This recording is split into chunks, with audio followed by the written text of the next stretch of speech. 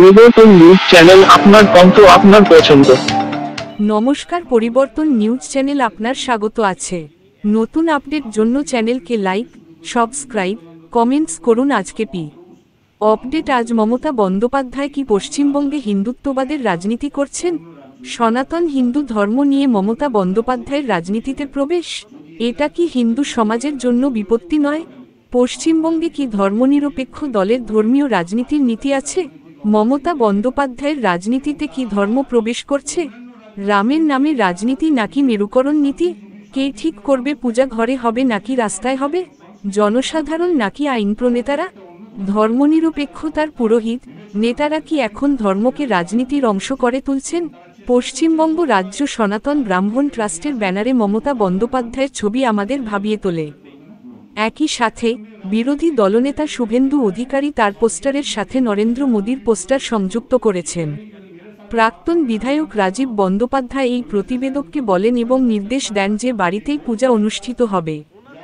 একদিকে এটি অনুসরণ করা হয়েছিল এবং অন্যদিকে হিন্দু সমাজ পার্টির পশ্চিমবঙ্গের সভাপতি আশিস চন্দ্রগুপ্ত আদেশটি প্রত্যাখ্যান করেছিলেন।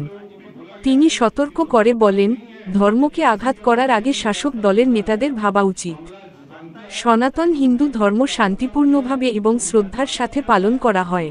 জলপান করান, যারা সম্মানকারী তাকে সম্মান করুক, যারা ধর্মের নামে অরাজকতা ছড়ায় তাকে ধর্মের দিকে আঙুল তোলে না। মমতা বন্দ্যোপাধ্যায়ের রাজনীতিতে ধর্মের প্রবেশ কি পশ্চিমবঙ্গের রাজনীতিতে নতুন মোড় নেবে? এই ভিডিওটি দেখার জন্য আপনাকে ধন্যবাদ। আমাদের চ্যানেলটি সাবস্ক্রাইব করতে ভুলবেন না। রাজীব বন্দ্যোপাধ্যায়, যিনি এক্স এমএলএ ছিলেন তৃণমূলের দল থেকে, উনি বাংলার হিন্দুকে এই বার্তা দিতে যাচ্ছেন কি রামনবমী যেন ওনারা রাস্তায় না করুন, মন্দিরে না করুন, বসন্ত পুজো বা অন্নপূর্ণা পুজো রাস্তায় না করুন। দেখুন, আমরা তো অনুষ্ঠান হলে রাস্তায় নামি। দেখুন, এইটা সনাতনের একটা পুরনো প্রতীক, যে প্রত্যেক সময়ে যখন রাম রাজত্ব ছিল, রামও রাস্তায় বেরোতেন, নিজের যারা প্রজা আছে তাদের কি অসুবিধে আছে বা কি ছিল সেসব দেখার জন্যে। আজকেও জগন্নাথ রাস্তায় বেরোন এর জন্যেই। মনে হয় উনি বন্দ্যোপাধ্যায় যে টাইটেলটা আছে, শুধু সেটা কোথায় থেকে উনি পেয়েছেন জানি না, মানে তার গুণাগুণা ওনার মধ্যে কোনো কিছু দেখা যাচ্ছে না। মানে এই বার্তাটা ওনাদেরকে দেওয়া দরকার আছে, যারা রাস্তায় সব কিছু ফ্যাসলা করতে চায়, আর তারা রাস্তায় সপ্তাহে দেখা যায়।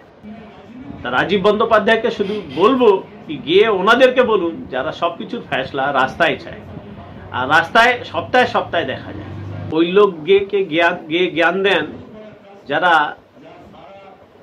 রাস্তায় সব কিছুর ফ্যাসলা চায়। যা কিছু হলে তারা রাস্তায় নামে, রাস্তায় তারা পুরো বাস ট্রেনকে জ্বালিয়ে দেয়, যতগুলো গাড়ি থাকে তাকে ভাঙচুর করে রাস্তায় সপ্তাহে রাস্তায় দেখা যায়। তাদেরকে গিয়ে রাজীব বন্দ্যোপাধ্যায় তাদেরকে বার্তা দিন। আজকে যে রামনবমীকে নিয়ে আপনি এই ছেলে খেলার মতন বলছেন কি রামনবমী যেন বাড়িতে করার জন্য মন্দিরেও না করে রাস্তায়ও না করে, দেখুন এটা একটা অনেক দিনের রাম রাজ্যত্ব পরিকল্পনা। যখন রামও ছিলেন, জগন্নাথও ছিলেন, তারা রাস্তায় বেরোতেন নিজের প্রজা বা তাদের ভক্তগুলো কেমন আছে তাদেরকে দেখার জন্য। তো সেই জন্যেই আজকে ঠাকুর বেরোন রাস্তায় কি তার পর্যায়ে কেমন আছে, এই জিনিসটাকে যদি জানতে হয় তাহলে একটু পড়াশোনা করুন। শুধু বন্দ্যোপাধ্যায় এই জিনিসটা কোথায় থেকে আপনি পেয়েছেন সেটা আমরাও বুঝতে পারছি না। সেই সনাতন জ্ঞানটা আপনার এতটুকু থাকা দরকার যে যারা আজকে সনাতনী আসছে তাদের জন্য জলছত্র করুন, সেইটা একটু মানাবে আপনার মধ্যে। কি যারা রামনবমী করছে, যারা অনেক দূর ধরে পথে হাঁটছে, তাদের জন্য একটু জলছত্র করুন। এই জন্যই তাহলে কিছু রাম আপনাকে আশীর্বাদ দেবেন। ধন্যবাদ। বলে আজকে তাদের রাজনৈতিক অবস্থা এই জায়গায় দাঁড়িয়েছে এবং তারা আবার অন্যান্য রাজ্যের সঙ্গে এই রাজ্যকে ঘুরিয়ে শান্তিজীবী, শান্তিপ্রিয় মানুষ থাকেন, বুদ্ধিজীবী মানুষ থাকেন, সংস্কৃতিবান মানুষ থাকেন, তারা যে একটা অন্য ধরনের বিচার ব্যবস্থা বিবেচনার মধ্যে থাকেন, সেগুলো তারা গুলিয়ে ফেলছেন এবং তারা চেষ্টা করছেন গোবলয় রাজনীতি এখানে নিয়ে আসার, কিন্তু বাংলার মানুষ এটা निश्चितভাবে एक्सेप्ट করবে না, গ্রহণ করবে না। राजनीतिक फायदा के लिए लोग कर रहे हैं और ये चीज मुझे नहीं लग रहा कोई भी पुरोहित इसको ये करेंगे, क्योंकि मेरे साथ भी बात हुआ, मैं बोलना नहीं चाहता हूँ, बोलने से शायद उनका कुछ नुकसान पहुंच सकता है। एक बहुत बड़ा ट्रस्ट है जहाँ सारा हिंदुस्तान में जिन लोगों का मंदिर है, जिन लोगों का पूजा होता है, उन लोग भी खुद मेरे को परसों फोन करके रात में बोले कि हम लोगों को भी बोला गया है कि तुम लोग नहीं है कि किसी का भी कहने पे रास्ता में उतार आएगा। बांग्ला जानता है कि उनका खुद का औकात क्या है, उनका ताकत क्या है, उनका धर्म क्या है, तो उस हिसाब से बंगाल का आदमी इन लोगों के चिकनी चुपड़ी बातों में नहीं आएंगे। उन लोग जिसको भी धर्म पालन करना है वो लोग घर में भक्ति से वो करेंगे, बीजेपी का राजनीतिकरण से नहीं करेंगे।